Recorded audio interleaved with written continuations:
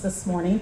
I've been involved with the Joplin post-disaster recovery, and one of the pivotal things that is true for many disasters is what to do in terms of donations. And I'm excited that our panelists are going to speak really about proactively talking about how to prepare for and do some intentional things so that when donations come, it's intentionality as well as structured. I do want to mention that Nancy Beers, Center for Disaster Philanthropy, was scheduled to be on the panel as well. Unfortunately, her mother is ill, and she made a choice to stay home and be with her mother instead of here. So our thoughts and prayers go to Nancy and her mother.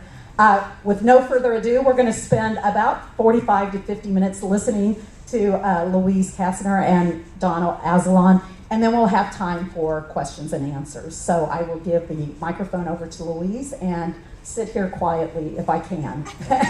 Some of you may have been in the room. Yeah, you were in the room yesterday, Joanne. I really am going to be quiet this time. Thank you. That's right. Thanks, Renee. My name's Louise Canus, and I'm Senior Vice President at the Community Foundation of the Ozarks. And I'm going to start off with our session today on what our role has been with since May 2011.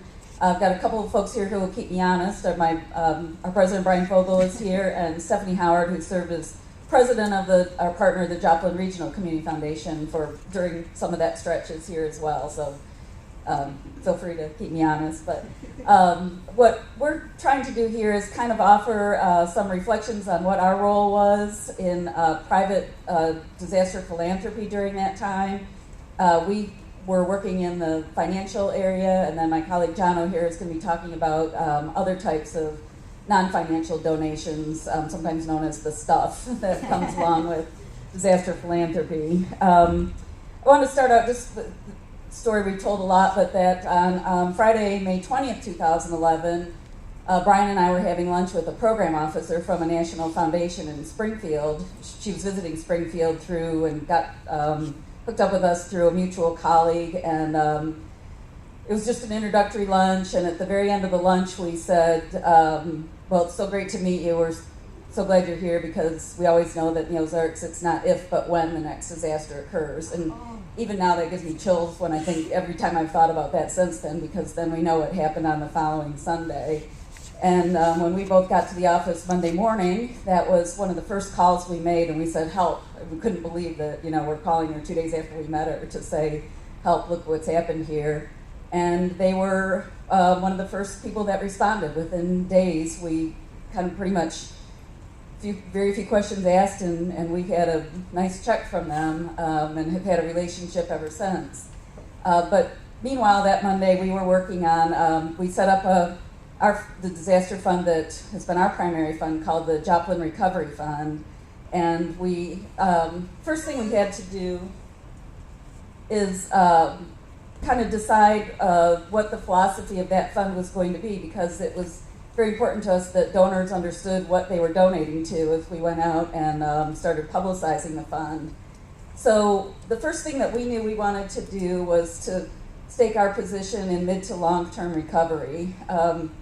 Brian and I both worked in disaster philanthropy work, both at the Community Foundation and in our previous lives as a city administrator type, and Brian was a recovering banker, was a banker at that point. So we knew, so we'd had some experience, but of course nothing scale of this, nothing prepares you for a scale like this. But we kind of knew where we wanted to go, and that was in mid to long-term recovery.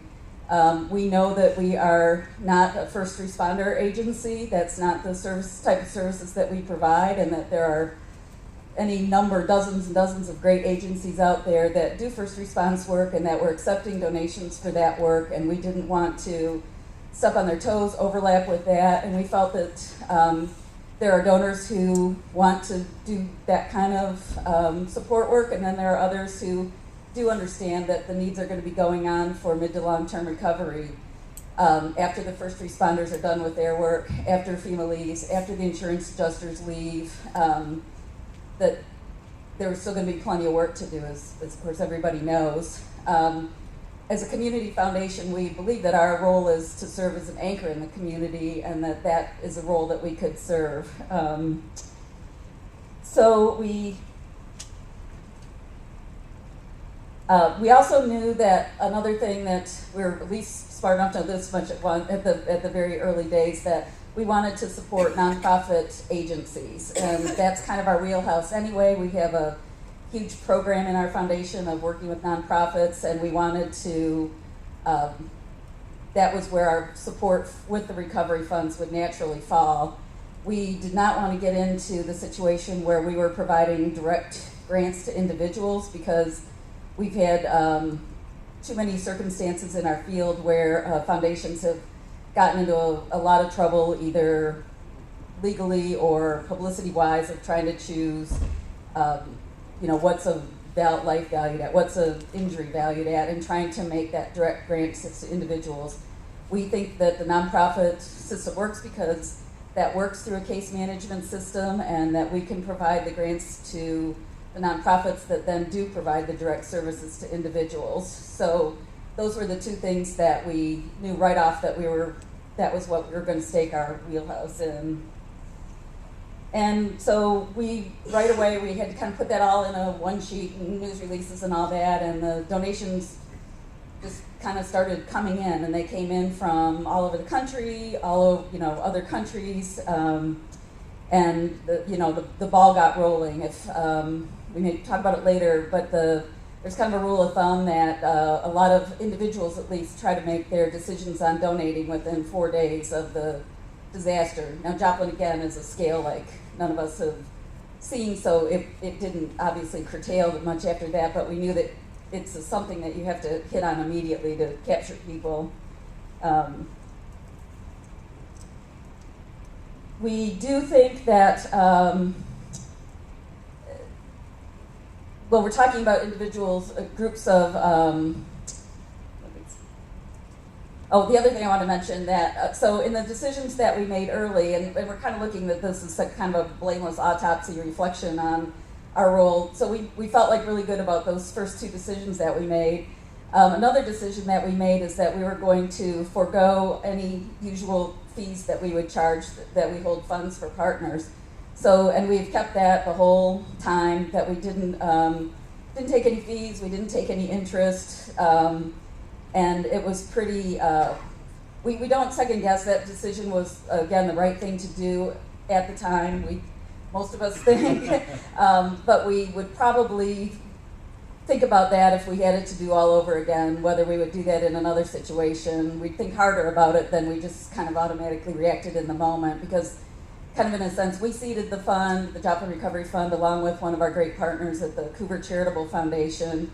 And then, so in addition to the financial costs, we've put in, probably 6 figures plus worth of sort of InKind support through foregoing the fees on that. And we were lucky, I guess, in a sense that our staff was kind of able to manage the workload, especially that first year, where we spent an enormous amount of time just working on this. We used kind of intern and part-time support and just stretch, so we didn't have the out-of-pocket costs of having to hire additional staff, but it was really close, and it was something that could have easily happened if people could have gone there. So anyway, that was a decision that we kind of looked back on in reflection.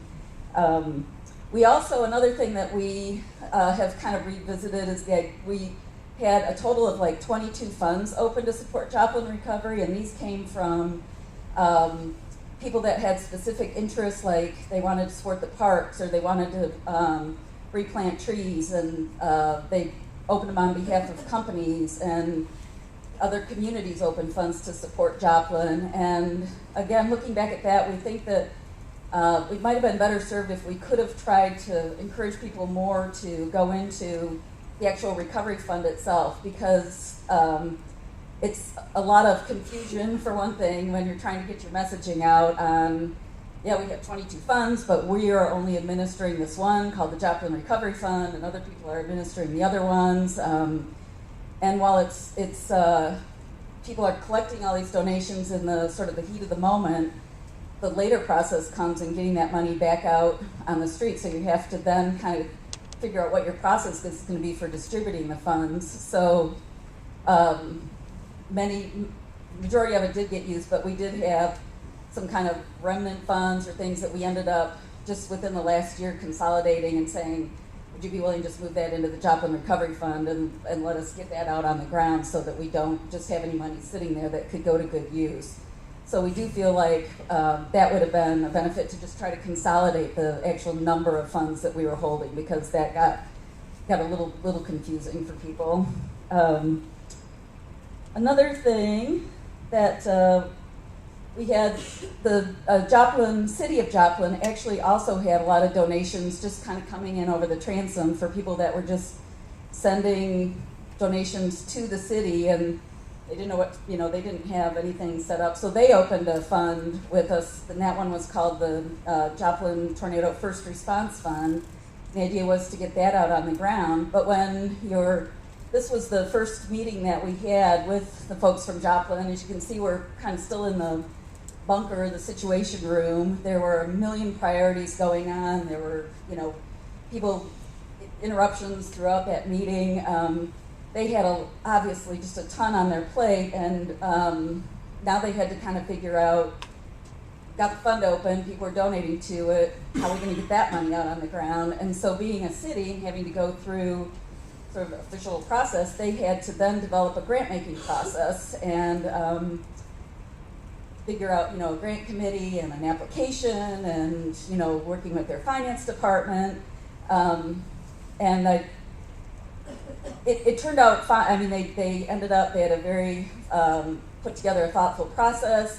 They had a really good volunteer committee that was very dedicated to it, and they ended up getting about $1 million of that wasn't really first response money, but again, I mean, there were plenty of recovery needs. There was no lack of things to grant it to, but they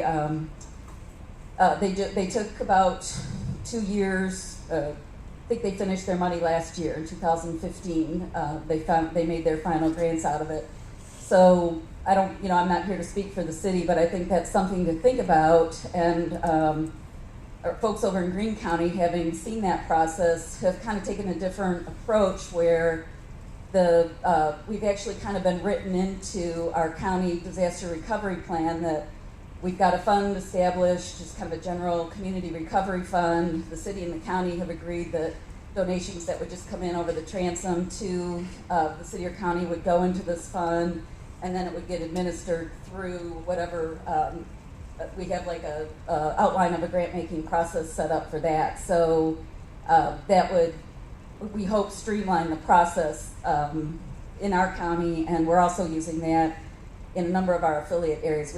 Community Foundation has 49 affiliate foundations around southern Missouri, and some of the other counties are kind of looking at that process too and trying to get as prepared as possible in advance so you're not having to create these processes in sort of the heat of the situation. Another kind of fund that we opened up that Renee and Jane had asked me to mention specifically were benevolence funds. And these were on behalf of companies that, we had about 8 companies in this area that opened these funds, and they were getting donations just in over the transom like so many others from suppliers and customers and vendors and people like that who wanted to support the companies and their employees. So the benevolence funds are a great tool for companies because they allow them to support employees in a way that's not taxable income for employees. It's indirect support by things like paying bills for them or gas cards, Walmart cards, things like that, where they can help the employees without that becoming an extra taxable income for employees. It's a pretty complicated process. There's a lot of rules to follow for it, and the companies have to set up internal committees, and that was a really big part of our workload too. We had one employee who probably spent about 75% of her time for the whole first year working just with the benevolence funds and those companies. But I think they found them to be a really effective tool, and then probably most of them have converted to either a general benevolence fund that could help an employee whose house burned down or something like that, rather than a mass disaster, or just a corporate charitable fund where they can kind of help streamline their, the fact that a company's going to get X number of requests for sponsorships and things like that, so they could work it through that too. So that was a real big part. That was 8 of our 22 funds, and that was its own whole learning curve that we relied on some other foundations for learning in that area, and now they're have some subject matter expertise on that, where we're helping other foundations work through that same process. We also had a number of very unusual donations that we had to process, and this was a auction. Cheryl Crow, the singer who's from Kennett, who's a school teacher in a past life, donated her car, and we take car donations. That's not unusual at all for us. We sell the car and liquidate the assets, put them in the fund. Well, this was from a 1959 Mercedes, and it was going to be auctioned within a couple of weeks or 3 weeks or something at a Cour d'Elegance in California, and it was titled in 1959, and it was titled in Germany. So all that was like kind of a whole learning curve there of how we clear title from a 1959 Mercedes that was built in Germany. So we had a number of situations like that where we were just kind of dealing with these kind of strange situations. We had Next time. yeah, next time we do that, we will know that. 130, I believe, and then the person who bought it donated almost, it wasn't an equivalent amount, so I think we cleared $260,000 for the car. It's a beauty too. We didn't get to ride in it; it was never right here. But anyway, so it was those kinds of things that were kind of over and above what we were things that we were just not used at all to dealing with. We had a number of national foundations that came in, and they were very generous in offering to provide grant support, but they needed the official paperwork. So we still had to fill out like a ream of paperwork for the applications that they could have on file to get the approval. So that was busy. We had people having benefits around the country, and they were just going to send us the proceeds, and that was great, but they would want a PowerPoint or a slideshow or picture, things that support that. We had a wedding where they wanted to donate in lieu of gifts, but they wanted us to provide table tents for them to inform the guests about how, what the donations were for and all that. So there were just all these kinds of all other duties that we kind of just rolled with and learned as we went on how to address some of these things. Meanwhile, of course, all this money's coming in and the needs are growing, and we're trying to also work on getting it back out on the ground. And that's another core part of our philosophy as a community foundation, is that we believe that the people closest to the situation are in the best position to make those decisions. So that's where our partnership, our affiliate foundation, the Joplin Regional Community Foundation, which was then Community Foundation of Southwest Missouri, just if that sounds more familiar to anybody, came in. That they were then working on getting that money back out on the ground. So they had to establish a grant-making process, and they had to set up a grant committee and take applications, review the applications, and make some initial decisions, because we're hearing all over the place about our caseloads are going up. This was Lafayette House, and they had, a lot of people, their caseloads were higher because of among other things, the couch surfing situation where abuse was occurring because people were sleeping at strangers' houses, and they had higher demand for the child care services. We knew legal services were in high demand. Transportation costs were higher because people were, living further out. Daycare was in higher need because parents were needing to try to keep working and rebuild their lives and find new homes and all that. So all the pressure on the nonprofit services were occurring at the same time. So we actually, through the Community Foundation here in Joplin, we made our first grants in September. So we thought that we were pretty pleased about that a relatively quick turnaround in philanthropy world to get those first set of grants out on the ground by September. And they've continued to have a combination of the flexibility of some set grant cycles and then some rolling grant cycles, so that the nonprofits didn't have to, wait for a certain time if there were needs, that they would consider them just kind of on a rolling basis throughout the past 5 years. We also had, again, support from some national foundations, and Home Depot was one that celebrated, in addition to reopening its new store, that made a grant. And this is where we also got into some niche grant making, where we could identify that a study came out that what the issues were going on with housing, and that there was a real need in terms of people who were underinsured or uninsured, or they had been victims of contractor fraud, so their FEMA money was here and gone. And these were people that had owned their homes, and that became a focus that we felt we could really help kind of address that gap in there. So again, with the flexibility of using private money and local leaders, we could say, okay, well, we're going to focus on a grant round just for housing needs, and that was almost $2 million in that grant round, and it went to groups like Habitat for Humanity and Rebuild Joplin or whatever, that again, they were managing the caseload of what the everything from repairs to rebuild, complete rebuilds. But that was an example of how we identified the problem, had the flexibility to address it, and went ahead and started making grants to that. Another area I wanted to kind of just mention that, careful, be wary of if it sounds too good to be true, but the whole benefit concert side of things, which I put this one up because this was something that worked. This was a group that came to Springfield, and they played on the 1 year of the first anniversary in 2012, and they said, we're here, we're going to donate our, proceeds from our show to, on our Joplin, great, we'll take the money, and it was done. We did find ourselves in other situations. One was a community-wide issue that we kind of got wrapped into with a concert that didn't come off, and we had other situations where people would just slap our logo on something because we gave their event some credibility, didn't even call us. We'd kind of just find out, oh, we're supposedly sponsoring something, somewhere we never heard of.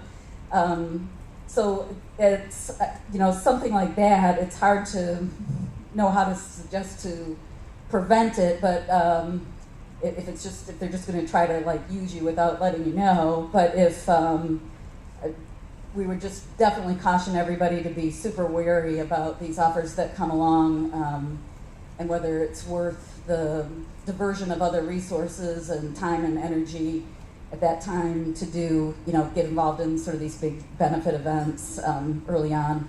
Did you do third-party fundraiser agreements with these people, or? No, we didn't. No, the one that we got ourselves out of, I'll just say Travis Tritt. That was we just after that, other than something like this where somebody just donated the money with us, we were like, no, we're not going to go there. Again, this was an example of our partnerships with both the volunteer community, which also factored in. I think Jana will talk more about that, but that coming into, so the combination of the private dollars, the volunteer support that came in, and the nonprofits that we were working with on the ground to bring these people back to their new normal without outside of sort of some of the established systems that were available or not available.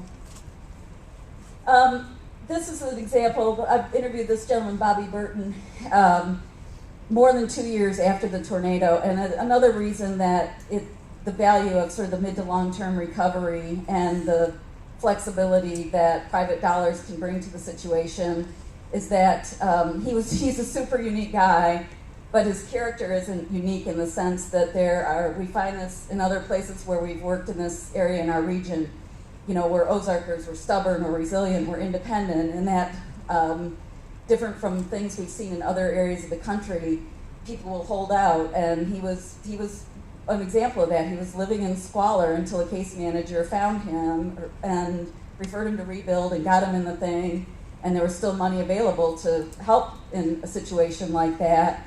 And there are going to be people that don't come out until they're just dragged out.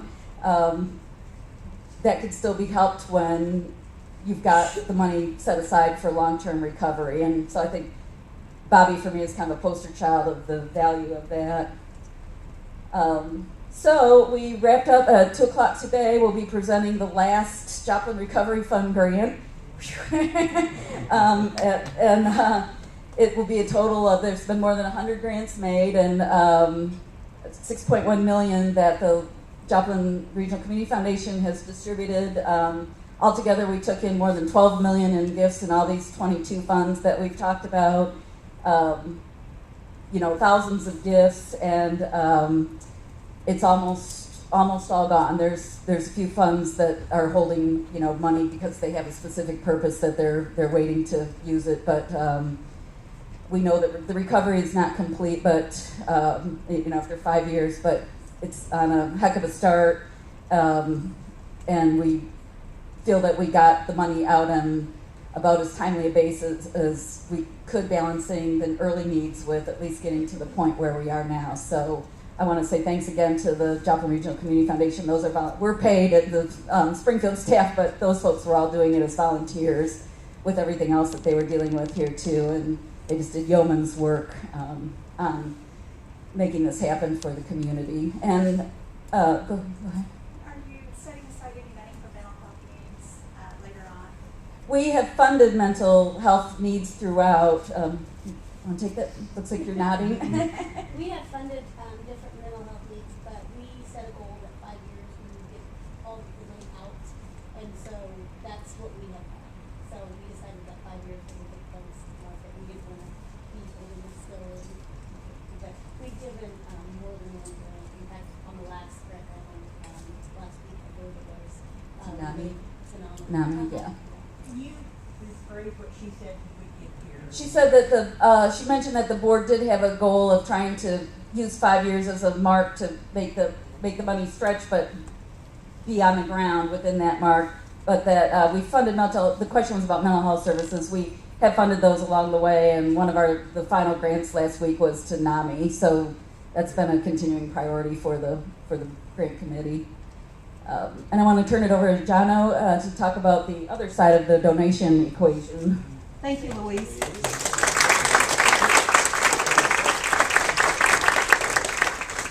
Thank you. What I find interesting and really commend the foundation for, so many times, both in my prior life, which I'll preface, when I came into the Joplin community, I was wearing a different hat, and that was based out of the Kansas City FEMA regional office. Came from Red Cross, went to FEMA, came back to Red Cross. It's a revolving door. We're all one big family, as we know in the VOAD community, right? All doing the same thing to help communities. What I really commend the foundation for, it is so hard to convince donors why the money should not be spent within the first 12 months, within the first 12 days, and quite frankly, within the first 12 years. I know that there are a number of organizations to this day that are still providing mental health assistance, reconstruction surgery, and other vital psychosocial services to Oklahoma City bombing victims. And yet we continually have to explain the why behind the funding. So I really commend you, because the trends in philanthropy scare me, and that we're encouraging organizations to push it through as fast as we can. The Alberta wildfires, if anyone's following that, bunch of press about how fast you're going to spend the money. And everyone's proud about how fast they're spending the money. And what I worry about is what it's going to look like 5 years down the road for individuals like that gentleman that have needs 4, 5, 6 years later. So a little bit shifted gears. I have a passion around InKind stuff.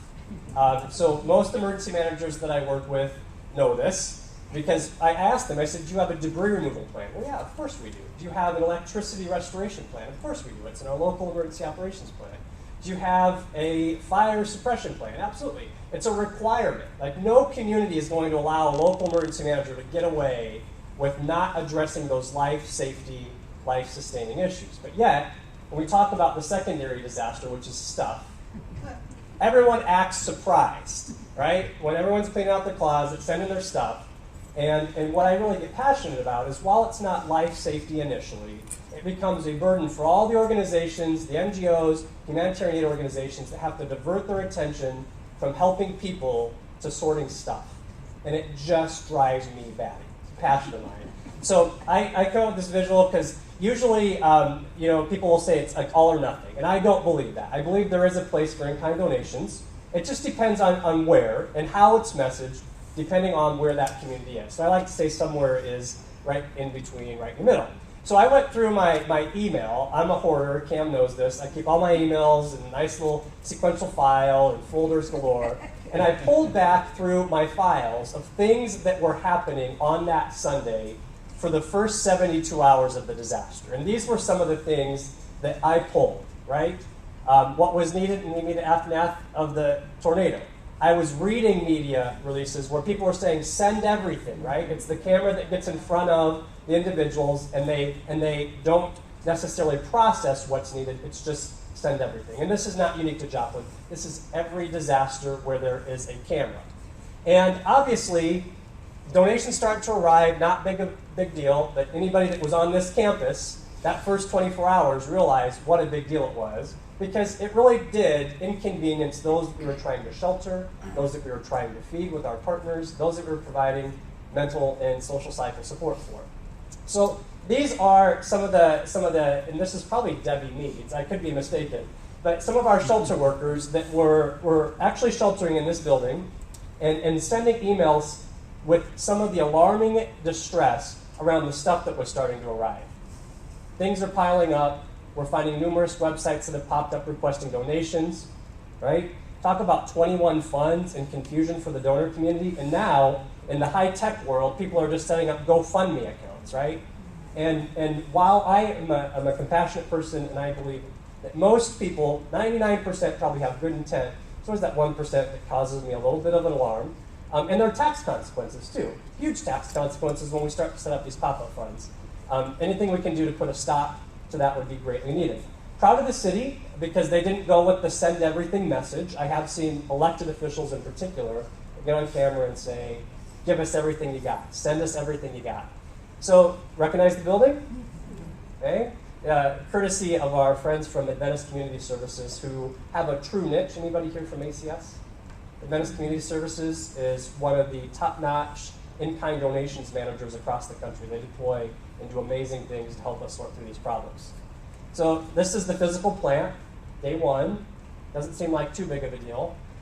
Media just announced where to bring your donated goods. Always my favorite thing. I was still in Kansas City, and Kansas City affiliates were saying, drop off your stuff at the church, we'll pick it up, we'll stop and drop it down in Joplin over the coming weeks. And obviously people were worried because there is a huge consequence to diverting emergency response activities, as many of you know that we're here, to managing this stuff. So more stuff starts coming in, right?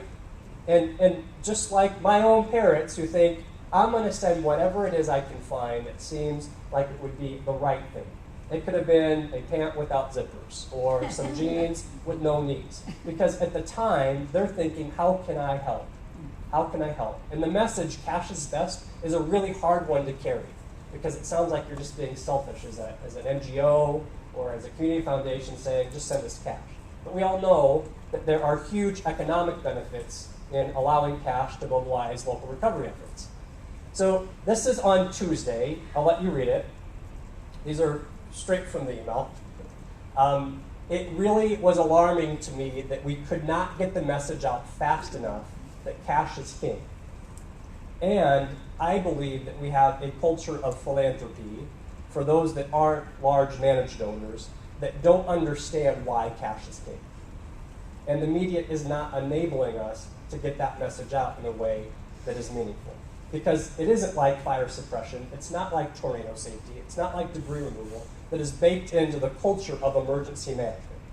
And I see a couple of emergency managers in the room where I know Brent spends a lot of time in Nebraska getting this message out, but it is one of many, many, many functions that the local emergency manager actually has to perform that is so difficult at the core of what they do. Water, right? So one of my very first questions was, how many Walmarts are down? You guys have 2 Walmarts, right? Were both of them down? Okay, there we go. We're already hurting the local economy by pouring in bottles and bottles and bottles and bottles of water. And yet it's the #1 unsolicited donation that we get across the country. Even when water systems are working, by the way. Truckload of water is on its way. Absolutely. 41. It's like prescripted. It's like prescripted. Every single disaster, water. And floods, ironically, as well. Right? Clothes. Talk about inhumane. Right? I work for the Red Cross. There's not an organization in this room that doesn't have humanity somewhere baked into who they are as an organization. Right? And yet, when I think about what it means to give somebody who's lost everything a used pair of clothes that may not fit, that may have some stains on it because we think that they've lost everything, at least this will do. I think to myself, is that who we want to be to empower human dignity, to build human dignity back in people who have just lost everything? And it really has not gotten out there in the wide stream media that we are hurting people more than we are helping them by doing this behavior time and time again. And I'm telling you, it's not getting better. Social media has fed the send everything now. It is something that everybody has a responsibility, moral and ethically, to help get the message around. So I think you could not have planted this message in the second row even better. This is the call that I got. This was actually a colleague of mine at Red Cross, who I now work with, from Des Moines, where Hy-Vee is located. If you're familiar with the Hy-Vee stores, they're a wonderful philanthropic partner, wonderful. First instinct was, I'm going to put the 4 semis on the road. Don't know where they're going, by the way. And remember, I was working at FEMA at the time. So Marlis called me, and she said, is there a place that I could drop these 4 tractor trailers? Because, by the way, the trucker's contracted, right? He's going to drop the trailer load, the 40-foot tractor trailer, and he's going to drive back. This is not unique. Happens all the time, right? And for us to be able to say to a donor, not the best idea or the best time, and this was on Tuesday, so less than 72 hours after the event. It's a hard conversation, and that's what I really appreciate about where foundations like COF are going, or CFO are going, in terms of seeing a space in the disaster world and having the courage to educate donors on what is in the best interest of the community to help empower the building of human dignity and not adding to the problem. Because this is a big problem. I can't tell you the number of hours that were spent diverted from trying to reunite families that were separated, or sheltering people, or providing them financial assistance to get into a hotel, versus trying to figure out what to do with 4 tractor trailers, right? These were the curtains. This was the stadium. The shelter manager, I think it was Karen who sent me this picture, or Brian, one of the two. And it just kept getting worse. More and more trash bags of stuff. Again, not unique to Joplin. I was out at the Sandy Hook shooting, and the number of trailers that small community of 2,000 people who lost that many children had to deal with, that were full of teddy bears and baked goods and things that would never get to the end family that was grieving, just broke my heart. Because again, the message continues to be, send everything, think about what you would do if you lost everything. And we fuel that fire with just some of the other pictures. This was just outside of where we were sheltering people, right? So here are some of the emails that continued into June. Things are breaking down, things are getting bad. This is pretty typical. The multi-agency warehouse was being talked about. Warehousing is a really expensive operation, especially there's a lot of debate on whether FEMA will or will not pay for multi-agency warehousing because, again, most emergency managers don't consider it part of the life safety emergency protective measures where FEMA will typically reimburse local communities. So who winds up paying for it? The agencies that operate it, right? So if I'm making a choice between serving Joan, who might be a client, or having to figure out how to deal with infrastructure to set up this stuff and to process all this stuff, which, by the way, statistically, 70 to 75% of the clothes don't make it to any of the survivors, which is another taboo that no one wants to talk about, right? We wind up usually selling it to an out-of-state firm to process it for rags, and we get the cash. So it goes back to cash. And it's very controversial, very controversial. You can see the hallways starting to fill up. It's one of my favorite pictures. One of my favorite pictures. A little bit hard to see. This little boy holding a blue high heel. And we say it doesn't happen. I've been on so many events, where we send wedding dresses, prom dresses, winter coats to Florida. And we wind up distributing them and asking, is this what the donor really thought? And so, some credit, internationally they're starting to make a real good effort at banning countries like Haiti. Many of the African countries are starting to discuss import restrictions that ban used clothing and new clothing from coming in post-event. And in many of those countries like Haiti, it's always an event. Why? Because we wind up sending them things that they're going to convert to cash to fulfill what they really need in terms of fulfilling their humanitarian bucket. So the Center for International Disaster, CIDI, is a contracted agent of USAID and the State Department. If you're ever bored and want to get some of these cool visuals, this is powerful. When I do have to talk in front of a camera, this is what I try to picture or paint a picture of so that people understand why it is that we're saying work with those established organizations that know how to manage funds and get it out in a way that is responsible, not always fast, but deliberate and to the intent of the particular community. So these are just some of the stats. The multipliers on why cash is best. So I'm an economist by trade, by training, and I happen to wind up in this disaster space. Talk about closing local businesses. I felt bad for that local Walmart, and I rarely feel bad for Walmarts. They're great partners. But I thought to myself, what are we doing to the local community and the local employment base by bringing all this stuff in, right? We call it, in Red Cross, we call it disaster convenience feeding. When restaurants are open, but yet we're still serving meals. Like, what's the message? I'd rather give that client cash so they can go empower a local vendor to stay in business. And there's a taxes in that community. It's that tax base. That's exactly it. Housing, but the humanitarian side up to 7 times multiplier when we look at it. This is the math that again, trying to geek it up a little bit with some stats. When I think about real basic, working 10-hour days. I know Ben was here. You weren't working 10-hour days. You were working a lot longer, right? And Salvation Army, you guys were working around the clock. There was a humanitarian aid organization that was working a 10-hour day, and I said, I'm going to use a conservative figure. Let's do the math. 1,000 volunteers, which was very low, 10 hours a day, just for 10 days. When we look at the InKind value of that, and where their efforts could have been spent with a client, at a shelter, at an emergency aid station, at a feeding station, that's over $2.1 million of lost opportunity cost, simply because we can't get the message out there on why people shouldn't send stuff. And again, not all stuff, but the stuff that we don't need, the stuff that's actually going to hinder the response versus actually making it better. So overall goal is trying to take this percentage and to convert it so that, again, volunteer hours are spent on the humanitarian aid mission. Another one of my favorite CIDI visuals, when you look at the power of cash, supporting local markets, building the tax base, stimulating local economies, eliminating transportation costs, right? When you think about the stuff that was sent, I had conversations with people in my FEMA role from California to Maine that wanted to send boxes of things to Joplin, right? To the point to where we were questioning whether the city should set up some sort of embargo, which again diverts law enforcement officials away from where they're really needed in order to turn trucks around, which create a media nightmare. It all has a negative downward sloping effect. So just a couple of closing comments, and then I'd love to open it up for some questions.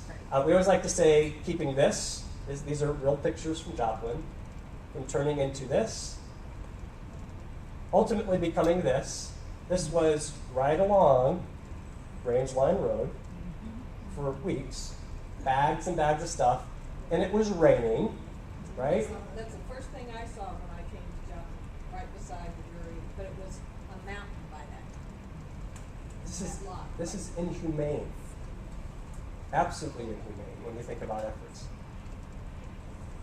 So ultimately, we're trying to get the message out there on why it is that we're saying cash is best and how to support the cash is best message in a way that agencies are supported, foundations are supported, United Ways are supported, and actually mobilizing their missions. And really trying to get better education around what it actually looks like to have InKind. So I'll leave this slide up here. These are just some of the talking points that I always give public officials, elected in particular. Get the right message out. Have a pre-scripted press release that says cash is best. And it gets to Louise's point. Have these conversations before. Where are you going to direct funds? Where are you going to direct funds? It is a hard conversation. It is better left of boom. It is always better to have those conversations before the disaster and not to make a very short-sighted decision and to pick an agency or a thing in the heat of the disaster. Our brains aren't meant to function that way in distress, right? So agree to a message map in terms of how we all as a community are agreeing to channel the generosity of donors. And then I always stress from the public affairs side is be proactive in your media monitoring. So we would have, in any given day, people that would come to us and say, there's a new website that's popped up.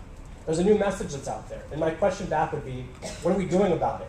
Like, are we, and at the time, at my agency at FEMA, it was very difficult to be proactive because there were only a handful of people that had handles on social media accounts. So I just personally go onto my John O. Anzalone Facebook account and say, please don't send all of your stuff, right? But I think all of us getting the message out there the next time there is an event in any community, whether it's here or in Iowa or in Michigan, is to use social media and to leverage the message to your friends, to your family, to your faith centers, and saying, please don't send your stuff. And those excellent examples are located on the psaid.org website, and I highly encourage folks to check out some of the talking points that they have. But I'll turn it over for some Q&A. Thank you, Donna.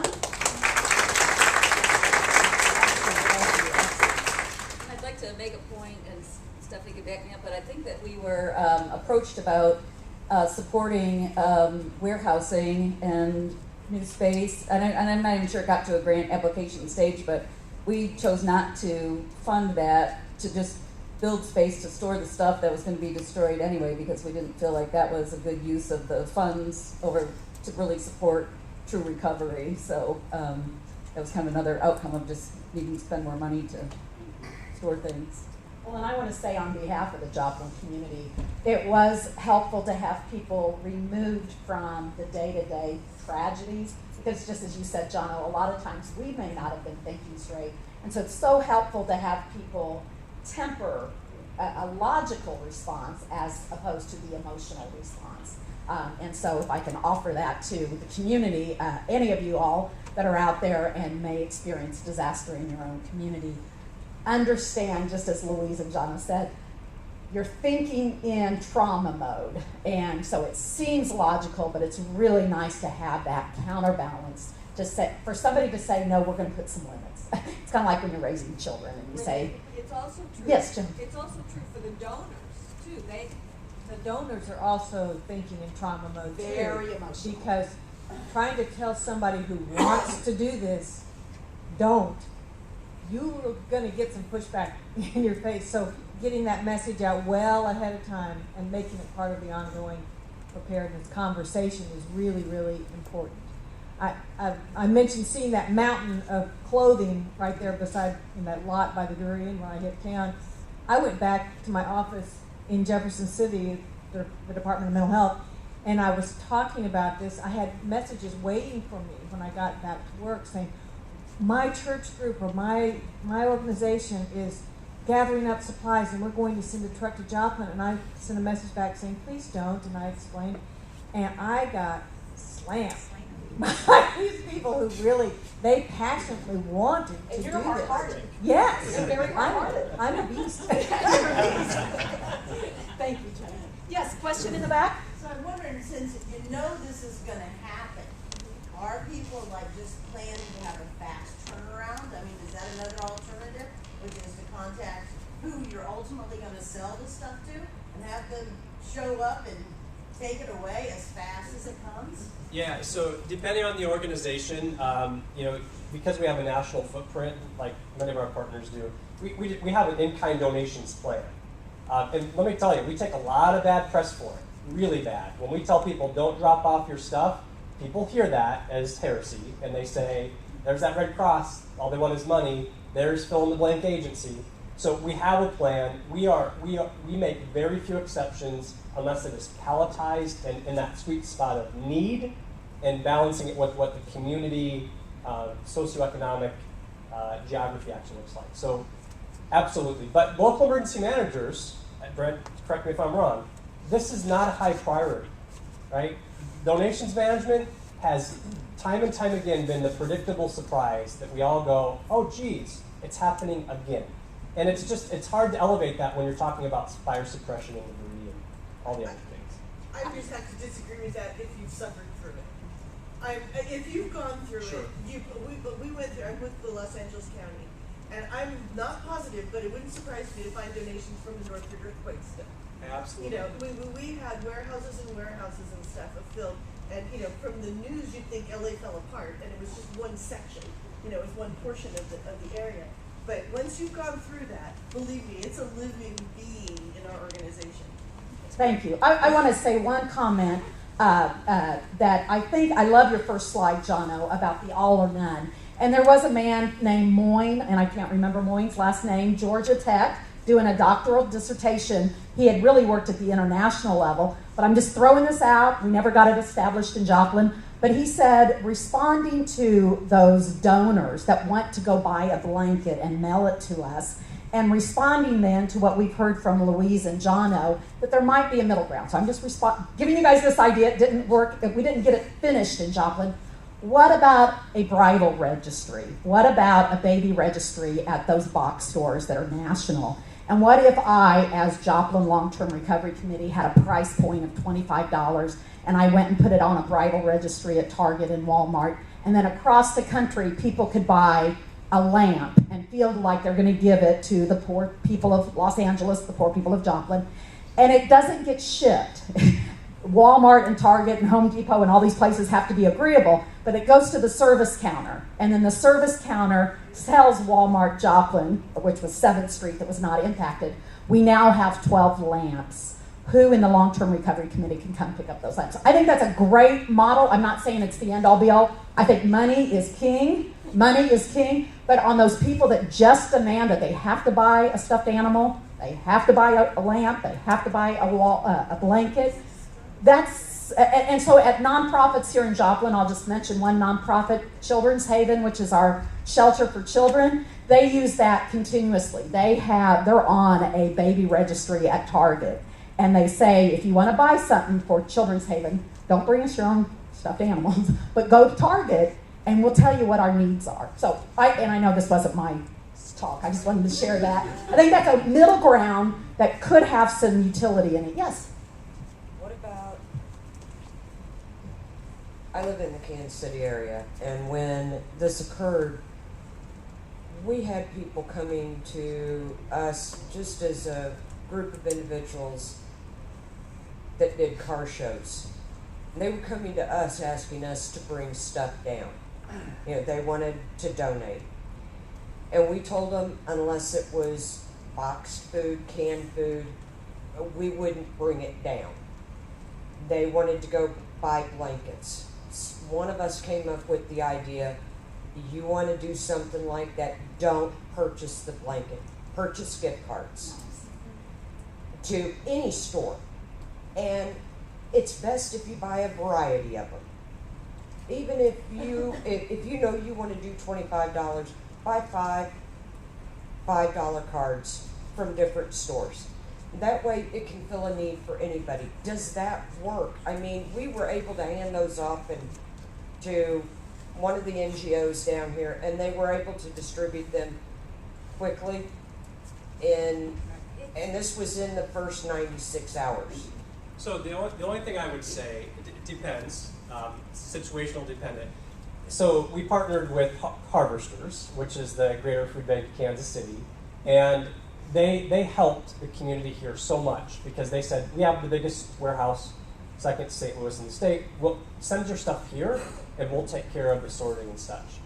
Where I philosophically have a difficulty with gift cards is when groups do that, and they only are able to raise, still generous, $800. How do you make a difference between Joan, who needs her stuff replaced, and Cam, who needs her stuff replaced? And then the organizations philosophically have to wrestle with, what does it mean to be the most vulnerable? Most of the agencies, on the other hand, going back to Cash is Best, I'm channeling Nancy Reagan from the 1980s, I'm an 80s kid, just say no, right? Just say no, which is Cash is Best. The reason why, if I give it to the Presbyterians, they have an equitable way of distributing it that is based off of a set of standards, since they're a National VOLAD member, that we feel is fair, that upholds human dignity. Salvation Army is the same way. So we're not getting into what used to happen, quite frankly, is the family that was liked the most, or that wasn't marginalized, or there are some strange things that happen in communities. Somebody with purple hair doesn't get anything because they just don't like that person, but yet they're the most vulnerable and they have the most need. So philosophically, I struggle with in-kind donations when it doesn't provide equitable adjustments to how the nonprofit administer them. So just something to take into consideration. I was down at the Houston floods. We had a huge mattress company that wanted to give mattress certificates away. They gave about 500 away. Well, guess what? There were about 15,000 households that needed mattresses. And we went back to that donor and said, I'm sorry, we appreciate it. We're not the nonprofit to administer that program, even though they were just certificates, because we said, then it becomes, look at who's getting it and look at who's not getting it. Or who's getting the certificate, and who's getting cash to go buy it wherever they want. That's right. We found a lot of king-size mattresses in Joplin. And I was a part of our long-term recovery committee, and king-size mattresses don't fit well in habitat homes or in small apartments or anything else. And so again, that, and then the cost of bedding and, sheets, comforters, king-size beds. I mean, it's just that middle-class mentality. So anyway, just say no. Great. One more question, sir. Jeff. Yes. John or either, do you have a sense about the rate social media is overcoming typical broadcast news? And the reason I ask, I saw in the last year's, I believe it was 60 Minutes, had one of their 10-minute, 15-minute clips on the disaster after disaster. They did a nice job of what you're trying to say. But could we get Jono on CBS, ABC, NBC, and CNN for a 20-minute clip? Would broadcast news saturate well enough, or his social media outpace that, and you couldn't catch it anyway, even if you got all that press? I think I'll have Brent answer too, because I know he deals a lot with that with the state.